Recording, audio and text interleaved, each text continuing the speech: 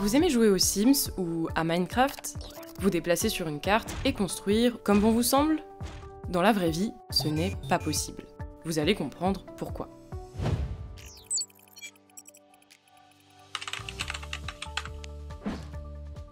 En France, pour le logement et l'activité économique, de nouvelles constructions fleurissent chaque année sur 23 000 hectares d'espaces naturels, agricoles et forestiers.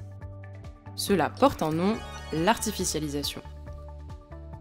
Le problème, c'est que lorsqu'un sol devient artificiel, il perd durablement ses fonctions naturelles. 1. Fonction écologique et biochimique, le sol stocke le carbone, il infiltre les eaux et dépollue. 2. Il a aussi une fonction cruciale pour la biodiversité. 3. Il est indispensable pour nourrir la population. Alors pour préserver les sols, la France s'est fixé un objectif. Durant la prochaine décennie, on devra artificialiser moitié moins que la décennie passée. Et en 2050, chaque mètre carré consommé devra être compensé par un mètre carré rendu à la nature. C'est l'objectif de zéro artificialisation nette. Mais comment y arriver ? Pour le savoir, observons l'artificialisation dans les détails. Les constructions sont fortement marquées sur les littoraux et dans les zones autour des métropoles, plus dynamiques économiquement et démographiquement. Mais ce dynamisme n'explique pas tout. Sur la même période, 10% de l'artificialisation pour l'habitat a été réalisée dans des communes qui perdaient des ménages. Cela nous amène à regarder pourquoi on artificialise. La première raison, pour 2/3 de la surface, c'est le logement.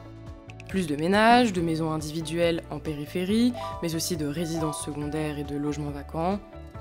La deuxième raison, c'est l'activité économique. Surface commerciale, entrepôts, ils représentent 1/4 des sols artificialisés. À cela s'ajoutent d'autres constructions, telles que des infrastructures routières ou ferroviaires. Alors, comment faire pour endiguer l'artificialisation des sols ? L'une des solutions peut être de densifier, construire plus haut, moins s'étaler. On peut aussi renouveler et utiliser ce qui existe déjà, des friches industrielles, des logements vacants.